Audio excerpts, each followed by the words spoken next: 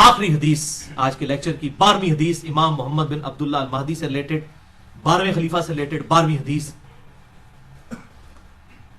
یہ مرفوع بھی ہے لیکن وہ ضعیف طرق ہے. یہ موقوفاً روایت ٹھیک ہے سیدنا ثوبان سے المستدرک للحاکم میں انٹرنیشنل نمبر کے مطابق 8531 نمبر کہ آپ صلی اللہ علیہ وسلم نے فرمایا جب تم خراسان کی طرف سے سیاہ جھنڈے آتے ہوئے دیکھو تو ان کا استقبال کرو، کیونکہ فیہا خلیفۃ اللہ المہدی، ان میں اللہ کا خلیفہ مہدی بھی ہوگا.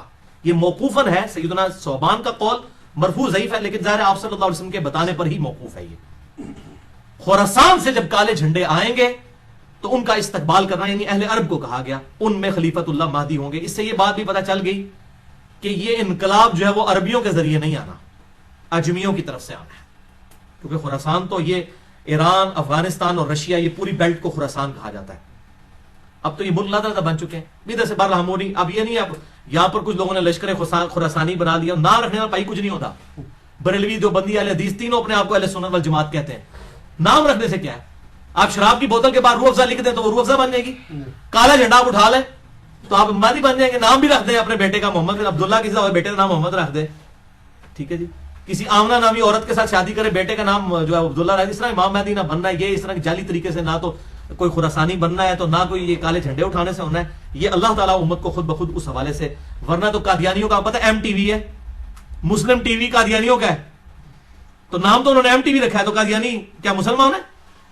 تو اس طریقے سے اگر کوئی لشکر خراسانی رکھ کے جو ہے وہ مسلمانوں کا قتل عام شروع کر دیتا ہے اور وہی کہتا ہے جی میں کوئی امام مہدی کے اس کے اوپر چل رہا ہوں، کالا جھنڈا بھی اٹھا لیا ہوا ہے، تو اس سے تو کچھ بھی نہیں بننا. یہ کالی پگڑی پہن کے تو نہیں کچھ بن جانا. یہ تو سارا میک اپ ہے، آپ کر لیں. وہ اشفاق احمد صاحب صحیح بات کرتے تھے کہ جس جہاز کا انجن خراب ہو چکا اس کو آپ پینٹ کر کے نئی سیٹیں لگا کے اڑا نہیں سکتے، انجن تو خراب ہے نا اندر سے. تو آپ یہ لیپا پوتی کر رہے ہیں، مولوی داڑھی لمبی لمبی رکھ لیں، پگڑیاں باندھ لیں، کرتے شلواریں اوپر اٹھا لیں، ٹخنوں سے گنے پہ اٹھا لیں، تلواریں اٹھا لیں. اس طرح کرنے سے کوئی محمد بن عبداللہ المہدی یا اس کے گروہ کا بندہ تو نہیں مان جائے گا. وہ تو جب معاملہ ہوگا اسی وقت ہوگا. اور اس طریقے سے آج کل یہ میں غزوہ ہند والی بھی اکثر لوگ پوچھتے ہیں، خصوصاً جماعت الدعوہ والے، لشکر طیبہ اور یہ باقی لوگ وہ روایت لے کے چل رہے ہوتے ہیں. وہ روایتیں تو اس کی تقریباً ساری ضعیف ہیں، صرف ایک ہی اس کی صحیح روایت موجود ہے سنن نسائی کے اندر، انٹرنیشنل نمبر کے مطابق 3177 نمبر ہے.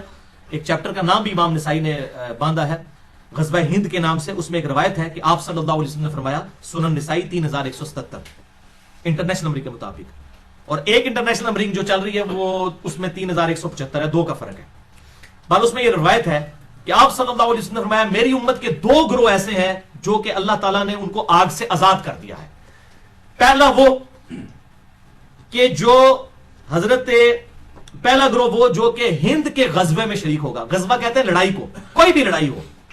یہ جو غلط مشہور ہے کہ آپ صلی اللہ علیہ وسلم جس جنگ میں شامل ہو وہ غزوہ ہوتا ہے اور جو آپ بھیجیں وہ سریہ ہوتا ہے. یہ بالکل جعلی بات ہے، ایسا نہیں ہے. یہ کوئی نہیں. غزوہ کہتے ہیں لڑائی کو ہے، سریہ کہتے ہیں رات کے وقت نکلنے کو. تو غزوہ یا سریہ کی یہ ٹرمز بعد میں لوگوں نے ڈیوائز کی ہیں، ورنہ جو یہ غزوہ موتا بولا جاتا ہے اس میں تو آپ صلی اللہ علیہ وسلم کو نہیں تھے شامل.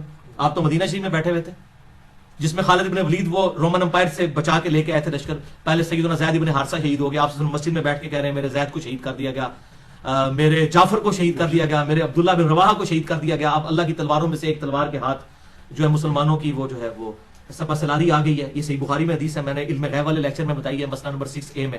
اللہ تعالیٰ نے آپ کو دکھا دیا اتنے 100 کلومیٹر دور کا منظر، تو آپ تو موجود نہیں تھے، جسے غزوہ موتا کہا جاتا ہے. حالانکہ غزوہ تو نہیں تھا. یہ غزوہ اور سریہ کی جو یہ ڈیفینیشن غلط ہے، کیونکہ اسے بریلویوں نے حاضر ناظر کا عقیدہ نکالا ہے. وہ کہتے ہیں یہ دیکھیں غزوہ ہند ہے تو آپ سب خود بھی آئیں گے اس میں. وہ پائیے پہلے ایک عقیدہ ہی جعلی بناتے ہو، پھر اس میں فٹ ان کرتے ہو باتیں. غزوہ موتا میں بالکل اللہ کے نبی تو شامل نہیں تھے، وہ کیوں غزوہ موتا ہے؟ ٹھیک ہے، تو یہ بالکل جعلی باتیں، کسی حدیث میں یہ تفریق نہیں ہے. یہ سنن نسائی 3177 کہ دو گروہوں کو اللہ نے آگ سے بچا لیا ہے. نمبر 1 جو غزوہ ہند میں شامل ہوں گے، اور نمبر 2 عیسیٰ ابن مریم کے ساتھ جو لوگ شامل ہوں گے. اس میں بھی اشارہ مل رہا ہے قرب قیامت میں ہی کوئی معاملہ ہوگا. وہ محمد بن قاسم جو ہے وہ اپنے اوپر یہ بشارت لگاتا رہا بنو امیہ کا.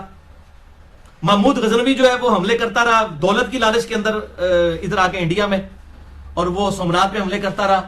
کیا صوفی لوگ تھے، سارے درباروں میں بیٹھنے والے لوگ تھے. ٹھیک ہے، یہ لوگ اسلام کے لیے آئے تھے. آپ کیا سمجھتے ہیں ظہیر الدین بابر اسلام کی خدمت کرنے آیا تھا یہاں پہ؟ یہ مسلمان حکمران تھے، اسلامی حکمران تو نہیں تھے. یہ اسی طریقے سے تھے جیسے چنگیز خان تھا، بس یہ تھا کہ ان کے ساتھ مسلمان کا ٹائٹل لگا تھا، باقی ہے تو مسلمان تھے. یہ ہم نہیں کہتے کافر تھے، لیکن اسلامی حکومتیں تو کوئی نہیں تھی. تو اس طریقے سے وہ محمد بن قاسم اپنے اوپر لگاتا رہا, اس کے بعد محمود غزنوی اپنے اوپر لگاتا رہا, آج لشکر طیبہ اپنے اوپر لگا رہی ہے. او بھائی یہ قرب قیامت میں ہونا ہے, واللہ عالم یہ کس کے اوپر فٹ ہوتی ہے. اور باقی آپ کو تو ویسے ہی ہم بشارت دے دیتے ہیں, صحیح مسلم میں 553 نمبر حدیث ہے انٹرنیشنل نمبر کے مطابق, جس نے پورے خشوع وضو کے ساتھ وضو کیا اور 2 رکعت پڑھ لی تحیۃ الوضو جو ہے پوری توجہ کے ساتھ, اس پہ جنت واجب ہوگی. تسی پائی نہ بیڑی بیڑے شامل ہو تے نہ جناب تسی قسطنطینیہ دے حملے شامل ہو, تسی گھر بیٹھ کے پائی جنت دی بشارت لے لو. صحیح مسلم 553, اس تو بعد جو مرضی کرتے رہو. اس طریقے سے نہیں, وہ وقتی طور پہ ضرور جنت واجب ہو جائے گی, لیکن بعد میں بھی کرتوت دیکھنے ہوں گے. اللہ تعالیٰ کی کوئی اسپیشل پروٹیکشن ہو تو پھر ہی بندہ بچتا ہے. تو یہ اس طریقے سے لوگ جو بشارتیں فٹ کرتے پھرتے ہیں, یہ کوئی کنفرم نہیں ہے. میں نے آپ کو مشکات کا بتا دیا کہ اگر کسی کو شوق ہو تو یہ مشکات کا پورا چیپٹر جو ہے 3-4 چیپٹرز اکٹھے ہیں, 142 احادیث ہیں انٹرنیشنل نمبر کے مطابق 5379 سے 5520 تک. یہ آپ قرب قیامت کی نشانیوں کے اوپر پڑھ لیں. اللہ تعالیٰ سے دعا ہے جو حق بات میں نے کہی اللہ تعالیٰ ہمارے دلوں میں راسخ فرمائے. اگر جس بات میں میرے منہ سے کوئی غلط بات نکل گئی تو اللہ تعالیٰ ہمارے دلوں سے محو کر دے. ہمیں کتاب و سنت کی تعلیمات پر عمل کر کے دوسرے بھائیوں تک پہنچانے کی توفیق عطا فرمائے. سبحانک اللہم و بحمدک اشہد ان لا الہ الا انت استغفرک و اتوب الیک وما علینا الا البلاغ المبین. جزاکم اللہ.